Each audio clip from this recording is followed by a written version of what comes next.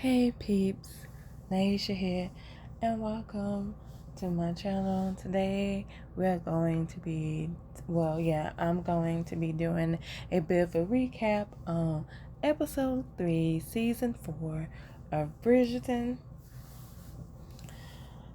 and also give you my thoughts and opinions. But I like to do the spoiler-free version first. So the spoiler-free version is that it's nice. It's a nice episode. Like you won't get bored or anything. So yeah.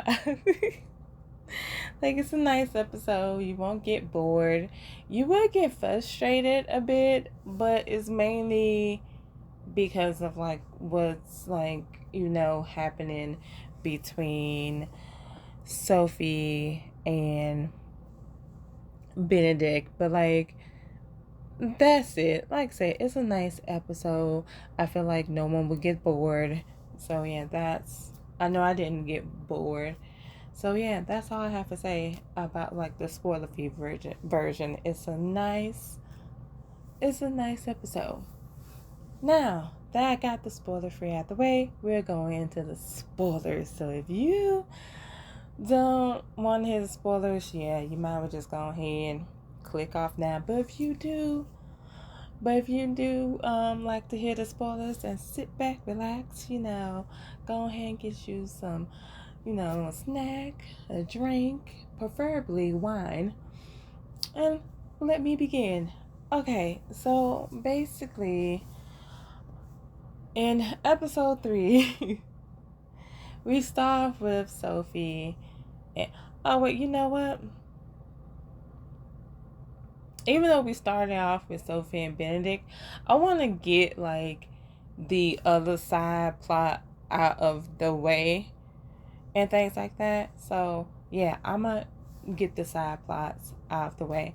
So basically, there is a maid war going on, and basically it's because since the Countess, basically since Sophie's stepmother fired her, which I still think like she got really I still think that is crazy. I, I just can't wait until like Penelope drag Countess a Penwood. I can't wait until she drags Sophie's stepmother and um the lady whistle um down articles and stuff like that. I can't wait until she shred her into pieces.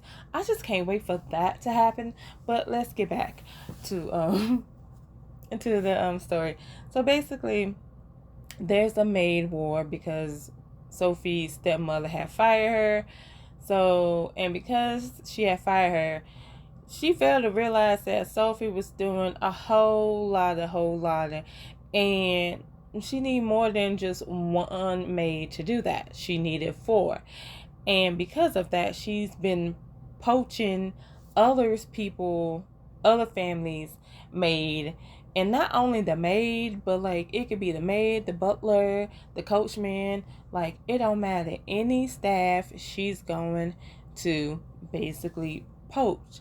And because she keeps doing that, other families have to poach off of other families and things like that. And that takes us to the Felton household.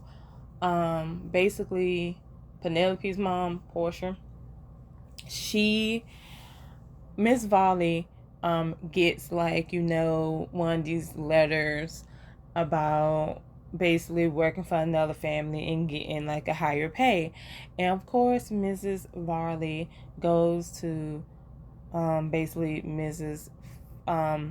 Basically Miss goes to Lady Felton and tells her that like she got like one of the letters to go work for a family at a high price, And of course, Lady Featherton is like, no. Well, not no, but she laughs and said, please tell me you, like, you told them no. And she was like, yeah, sure. However, like, I feel like you should pay me, like, a better wage since, like, I do more. And oh my goodness, Mrs. Varley does. Like, especially in season 1, 2, and 3. Like, come on.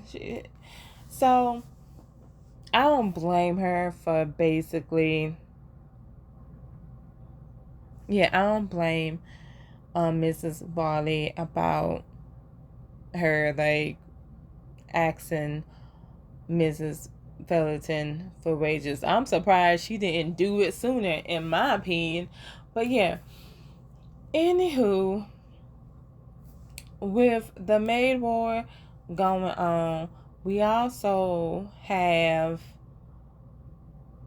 like, Violet and Marcus, they doing a little dance and stuff like that. Because, like, you know, they doing their little dance and stuff. I really don't have pretty much to say about it. Just because it's like, we already know Marcus wants Violet, but, it's up to her. She has to be ready and things like that. And, at the end of this of episode 3, it does seem like she's ready, because she goes to him and tells him that, even though she's flustered and, like, she's stumbling over her words and seems like she don't know what to say, and she's just so nervous and things like that. And of course, Marcus, being a gentleman, he reassures her and says that he wants her, all of her, and things like that. I love him. I'm sorry, I do. I'm smitten over him. Like, he's just so, like, lovable. And then we also have a bit of Francesca story as well with her husband. Oh man, I ain't gonna lie. I forgot his name. Like, I really did forget his name. But I'm just gonna say Francesca and her husband, because I legit forgot his name. Not because he ain't important, because he is important, but, like, I'm gonna be honest. I feel so bad that I forgot his name. Like, you would think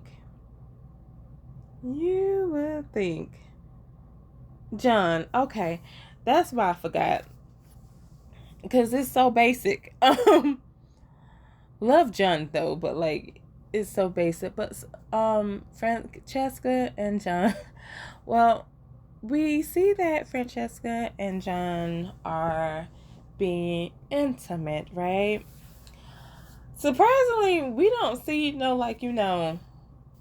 risque, things like we used to see, like, what we see in season 1 and season 2 and season 3. We haven't seen anything, like, too risque here, other than, like,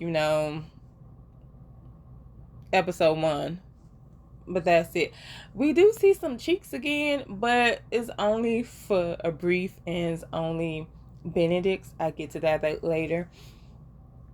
But basically, after they are intimate and things like that, Francesca asks her, basically John, like, she's wondering, like, how come, like, they still haven't had, she hasn't, like, become pregnant with child yet. And of course he's like, they only been they haven't been married for long and things like that. And so she's basically asking, like, what should she do? And then he's like, they say it's easier. He said that like, he heard that, like, it's easier if the woman reaches her pinnacle. Y'all know what that means. And of course, he asks us. Well, no, Francesca seems like confused about it, and then John's like, you have been reaching your pinnacle, right? And she's like, yeah, we know she's lying and things like that. And it turns out, I'm gonna be honest, I don't know how Violet, is, like, I'm trying to figure out, like, do she even teaches her daughters any, like, does she not teaches but like explains her daughters anything? Because again, we have another daughter that's like pinnacle. What's that? How you reach that? What does that involve? And things like that. And like basically, she has, because like she, and of course Francesca does ask her mom this question, and of course, like, I'm not gonna lie, like, Violet is stumbling and she's trying to figure out the words and she's using similes and things like that. And not similes, analogies. Don't know why I said similes. But she's using analogies and things like that. And of course, Francesca is still more confused. So she goes and she goes to Penelope, and she just straight up tell Penelope, she's like, look, I don't know what, like, I don't know what the pinnacle is. What is that? How you reach that? What's that? And then of course, Penelope, it seemed like she about to do an analogy, and then Francesca is all frustrated because she's like, I don't, no analogies, no nothing. I don't want, just give it to me straight. And of course, Penelope gives it to her straight. And things like that. And also, I noticed in this, because there's a scene where, before Penelope tells her about like gives her like a detailed description of what goes down and what she should be experiencing, they do like a little double date with like basically Francesca and John, and Colin and Penelope and things like that. And before the date, we see Colin and Penelope, they getting busy. Their clothes are still on, but yeah, they're getting busy, and the carriages, and the carriages, and of course, Penelope is like, it must be obvious, and like you can tell, like, Francesca is curious, because like she, like, her and John, they don't seem like, if I'm being honest, they don't seem, they're a nice couple to look at, but like they don't seem all lovey-dovey and all over each other like Colin is with Penelope. Heck, with all the other couples that we have, they just don't seem like all over them, like all over each other and things like that. And so, like, I'm assuming that this is going to be a setup to Francesca's, like, season. Though I'm trying to figure out, I think her season is probably after Eloise. I'm assuming. Yeah, I'm assuming it's probably after Eloise. Not too sure. But what I do know is that, like, I can't wait for Francesca season, because it's going to be kind of interesting, especially with the dynamic between her and John. Like I said, they're a lovely couple. And of course, they seem like they love each other, but they don't seem like in love. Well, he's probably in love, but like her, I don't know. She's just like, it just seems like she's there, like she's content with it. Like, she's kind of like, what's the word? Not satisfied, but like, yeah, content with like her situation and things like that. And what else am I missing? Oh, also, The queen is like, she happy that she and Lady Danbury are like talking and stuff like that. However, we could tell that Lady Danbury, like, she's over the court. She just wants to just, travel and things like that. Like, I don't blame her. I really don't blame her, because when you really get into Lady Danbury backstory, is like, yeah, I can understand why she feel the way she feel, and why she want to bounce and just live her life now and things like that. However, it just seems like the queen's not going to really let her go. And of course, Lady Danbury tells, like, Alice Mondry, Will Mondry's wife, she tells her this because Alice is like asking her, like, hey, is everything okay? You could talk to me and things like that. And of course, she explains, like, how the queen, basically her dilemma with the queen. And of course, Alice, put her inputs into it and stuff like that. And like, she's like, talking about the lady and waiting. And of course, Lady Danbury, like, it seemed like she takes it kind of like offensive, but Alice explains, like, how can you replace, basically she's saying, like, how can you replace somebody, like, basically put somebody boring, like, I forgot how she explained it, but she is explaining it so perfectly, because, like, she's saying, like, Lady Danbury has been the queen's lady in waiting since, like, since the beginning. And it's like, you can't really replace Lady Danbury, especially because her other ladies in waiting, they're boring, like, straight up boring, like, no personality whatsoever. And if they do have a personality, they seem like they're too scared to show it off and things like that. So it's like, yeah, no, and things like that. And that's all, like, the side stories that, yeah, that's all of, like, the, oh, I forgot to mention that, oh yeah, Mrs. Varley and Felton, and Lady Felton, ooh, why am I saying her name wrong? I feel like I'm saying her name wrong. Featherton, thank you. Featherin? No, Felton. Oh, crap. I'm just going to call her Lady F.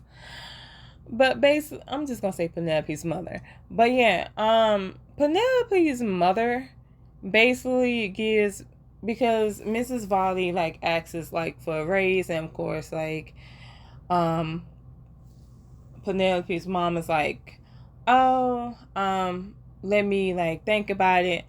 And basically, she thought about it, and she's like, she made a lame excuse that why she's not going to do it. And she only gave, however, she gave Mrs. Varley a gift. And now you thinking that it'd be a nice, considerate gift. No, she gives Mrs. Varley her old dresses. Yeah, you heard me correctly. She gives Mrs. Varley her old dresses. The F is Mrs. Varley gonna want your tacky dresses for? Because I'm gonna be completely honest, I think Penelope's mom's fashion is atrocious. I think it's hideous, ugly, tacky. No one will ever wear it but her, because that's what type of person she is. And of course, Mrs. Varley is like, telling, like, actually having a conversation with Penelope's mom, and it's like, hey, like, all the stuff that I have done for you, like, come on, like, you should give me, like, an actual raise and stuff, because, like, she's saying she barely could buy things and stuff like that. And that's kind of sad, especially since we also see Penelope's mom basically buying new dresses and things like that. And she talking, and Mrs. Varley is like, I thought you said you didn't really have the funds. And, again, like I said, she gave her a stupid excuse. And then after Miss Varley is like not satisfied and actually wants a raise, Penelope's mom's like, well, you could just go find somewhere better, basically. And I was like, this itch. Itch. This itch. I said itch. I said this itch. I actually did say this itch. I wanted to say the B word. But this witch. Yeah, that's better. Because I was like, itch. Really? I said that? That's funny. Anywho. But I'm thinking, like, are you kidding me? You can't give her a raise, but you could buy yourself, like, a new wardrobe? Really?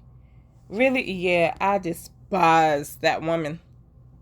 Despise her. And I think, yeah, that's all I have to say about, like, the side stories that we have and stuff like that. And if I forgot to mention, I feel like I did mention, but yeah, Marcus and Violet do kiss and things like that, But she pushes him away because, like, she's just so nervous and stuff like that. It's very cute and things like that. But on to what you've been waiting for, which is basically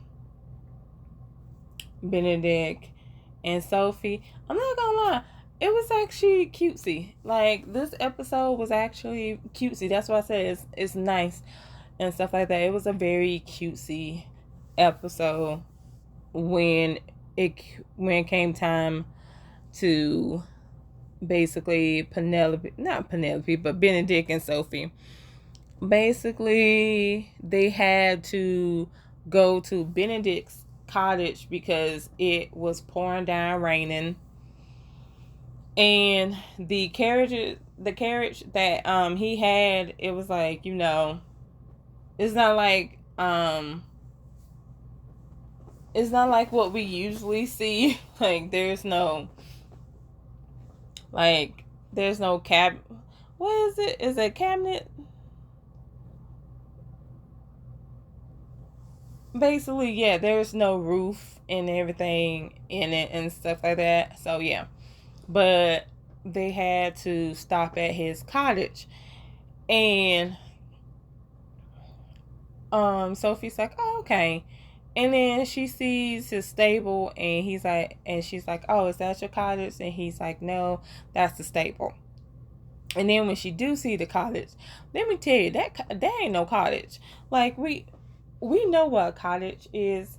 That's a mansion. Like, what? That's a castle or something. Like, that's, well, it could, but it's not a castle. I say mansion because it's like, what type of cottage is that? Like,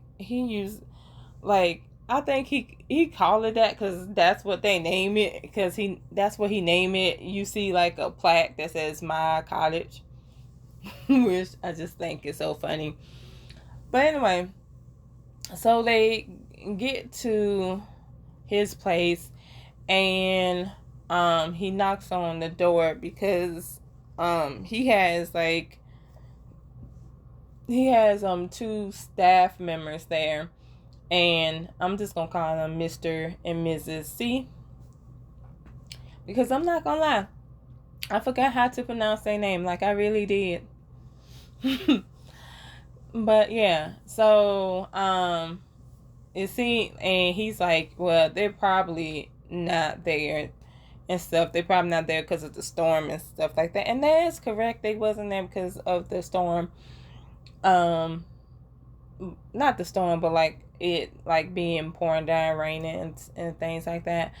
But like he's trying to look for the key, but Sophie basically, she climbed into like the window and ended up, unlocking the door for him, because it was gonna take him forever to find it.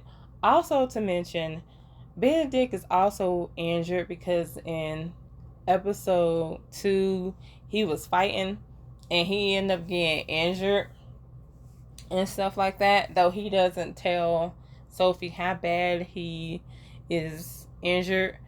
It isn't until like she's in the bed and she just hear him moaning and things like that, moaning and groaning, and she goes into his room and she sees that he's been cut, and the cut does look horrible. And not only that, but it seems like it's been infected because, like, you know, he has a fever and things. And so she is trying to help him. And while she's helping him, he's just, you know, in this, like, this whole hallucination, whatever you want to call it. But he's just in this haze and he's like, you know, kiss me and stay with me and things like that. And then, of course, Mr. and Mrs. C, they do come back in the morning. And, of course, Mrs. C is like when she sees that Sophie is in Benedict's room, even though she's on, like, she's, like, sleeping in the chair because she was just taking care of Benedict. Here comes Mrs. C's, like, why is she, like, in his room and all of that and stuff like that, and she ends up waking them up and things like that, and we end up finding out that Mr. and Mrs. C, they basically went to visit their daughter, and they stayed because of how bad it was raining and things like that, which is understandable. And Mrs. C, because, like, Benedict actually wanted to go back to London, but Mrs. C is like, yeah, no, you're not going nowhere. You still not feeling good. You gonna wait until you're here before you get anywhere. I'm not letting you go nowhere, so you might as well just stay here, basically. Like, Mrs. C don't play no game. I love her. She plays no game. However, I hate when she has to put her 2 cents in it when it comes to Sophie and Benedict, because because there's moments where she talks to both of them separately, and she's like telling Sophie that she should learn and know her place and stay in her lane, and then tells Benedict, like, hey, like, Sophie is not like these young ladies that you should, like, be going for. She's actually a maid and stuff like that, you know, and things like that. All I'm just saying is that, like, Sophie's not really the maid. Like, yeah, she was made a maid, but she's not really a maid. Like, if she really tells somebody, like, her story, because she knows how to read, she speaks French, because, like, yeah, there's also a moment where she and Benedict are speaking French, and they seem like they're getting close and things like that. Not only that, but she sees, like, a few of his paintings, and she was like, oh, you're an artist, and he's like, no. I was like, Benedict, you know dang on well you're an artist. Like, stop tripping. Like, seriously. And what else? I know they, like, when he's feeling a little bit, better, they do, fly a kite together, which is so cute. And things, like, it's a cute little scene as well. Like I said, when we see moments with Benedict and Sophie, it's very cute. See, and stuff like that. Also, I should mention that, like, when Mrs. C is helping Sophie to dress for the first time, she noticed Sophie's necklace and asks us, like, what's the story behind the necklace, because it's so pretty. And I feel like that there is like a actual story behind it, like a story behind it, and I can't wait. I feel like we're not gonna get that story until, like, part 2, like, which comes out February the 26th. and stuff like that. So yeah, I feel like we're not gonna get the important information about that necklace, because I feel like that necklace is important in some way, shape, or form. It just got to be seen by the right person. And once it is seen by the right person, I feel like everything's going to clear up and stuff like that. So that's just me. And then, oh, because Sophie is Benedict's guest, he's telling her that she should just relax and just enjoy herself. And she's having a hard time doing that, because she even pulled out some weeds in the garden. That's how, like, I was like, child, wow. And of course, like, it's understandable, because, like, look who she had to put up with. Like, it seemed like she had to work, like, especially after her father died, she had to work as a maid, and the countess probably made her do all types of BS.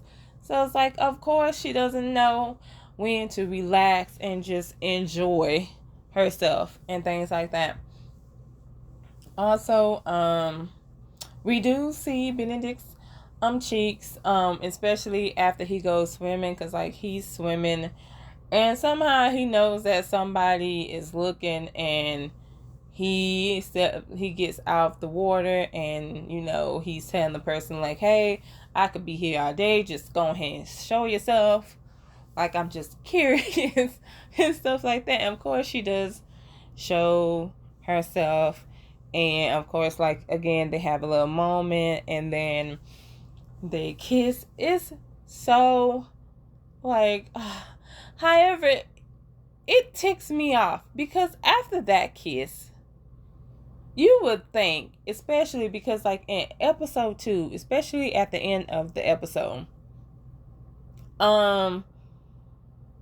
he literally kept asking her, like, have you met before? So I'm like shocked that, like, he kissed her and he, like, not thinking, like, oh, you're the girl that like, none of that whatsoever. So I was like, yeah, this is irritating the crap out of me and things like that. They end up kissing, they end up apologizing, like, yeah, sorry, I don't mean to do that. And she's apologizing, he apologizing, and then, of course, when they get back into his place, and after his conversation with Mrs. C, he basically tells Sophie that kiss was a mistake. And I'm not gonna lie, I was like, ugh. Oh yeah, but here's the thing, and it's mainly because Mrs. C, because he tells Mrs. C that he did find someone and things like that, and Mrs. C said, like, well, if you found the person for you, then don't let her go. So that's the reason why he said that and things like that. And even though it's a little frustrating, because the woman that he literally is looking for is literally right there, like, literally, like, with him and stuff like that. And it's like, it just makes no sense and stuff. And at the end of because I was like, when they are basically in the carriage to go back to London, there's a song that plays and stuff like that. And I was trying to figure out what it was, because I was like, it sounds familiar, but I had to look it up. It was like All I Wanted by Paramore. I was like, I should have known and stuff like that, because I was like, I just kept, like, listening to it. I had to replay that part of the show, because I was like, man, what is this song? Because I was like, it's so beautiful, but I was like, I've heard this before. This is a similar melody that I've heard. So that's what it was. I was like, okay. But yeah, and that's all. I think that's all everything I've said, I feel like are the important parts. If I did miss anything, once again, please put it in a comment below and things like that, because hey, I'm the type of person, I like to watch stuff one time only. I ain't the type I ain't the type to just like keep watching, like, especially if I forget something, then go back and watch. No. I only do that with my favorite movies. I only rewatch my favorite movies or my favorite TV shows and stuff like that. Though I do need to go back and rewatch like the first, second, and third season of Bridgerton again, just cause. And same with Queen Charlotte, cause I actually do like Queen Charlotte, but overall, like I said, this is a nice episode. It was very frustrating for me personally, though. And it's mainly because, Benedict and Sophie, like the the woman that he's looking for is literally it's Sophie, of course, and Sophie ain't even thinking about, like, hey, I should tell him and stuff. Especially, like, you're getting close and things like that. And it seems like she thinks that, like, because she's like a maid, because like I said, there are moments that Benedict is like, oh, because because he was like, wait, I don't even know if you could read, and she's like, yeah, she could read, and things like that. And then because she said, like, her family and stuff like that, and Benedict is trying to, like, get to know her, but she's not telling no one. And I feel like I wish either she or, like, the people that she close with, like Emma and Afri, I wish somebody would spill the tea to somebody else, because, like, but then I'm thinking, like, maybe that's gonna happen in part 2 and things like that. So it's like, I'm just getting my hopes up and stuff like that. But it's like, I can't wait until part 2 comes out, because I'm just ready for Countess of Penwood. I'm ready for her to get her just desserts, because I don't like her. And then I'm gonna need for Penelope to talk some sense into her mom for letting Mrs. Varley go, because I don't think that's cool, because Mrs. Varley was just trying to tell Penelope mom the truth, that she's not really family, especially, like, she's not family. She is actually their employee, and I'm just saying, just pay her what she's due. But that's all I have to say about episode 3 as of now. I'm excited to watch episode 4 and things like that. So yeah, that's all I have to say. If you made it this far into the video, I just want to say thank you, and I appreciate you. You're the best. And please don't forget to like, share, and subscribe. And until next time, see ya.